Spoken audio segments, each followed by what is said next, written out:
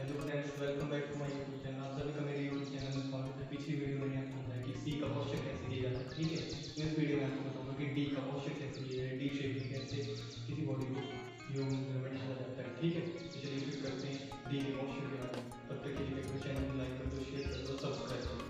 चलिए फिर शुरू करते हैं डी का क्वेश्चन, ठीक है। सबसे पहले आपने बिल्कुल स्ट्रेट खड़े हो जाना है, ठीक है। अपने हाथों को पीछे लेना, श्वास को लेना है सेंटर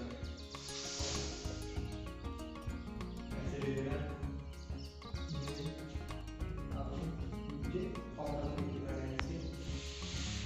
पीछे पकड़ लेना है।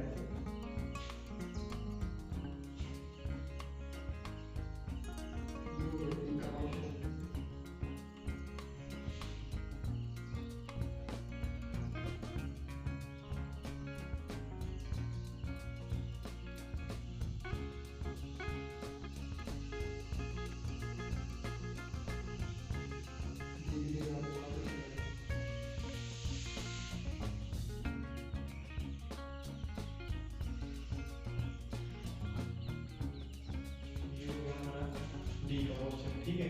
तो फिर ये हमें डी का क्वेश्चन के लिए फिर मिलते हैं ई के लिए, ठीक है। ई कैसे बनाया जाता है, ठीक है। नेक्स्ट वीडियो में मिलते हैं, ठीक है। तब तक के लिए वीडियो में सेंट्रलाइज कीजिए, शेयर कीजिए और सब्सक्राइब करिए, ठीक है।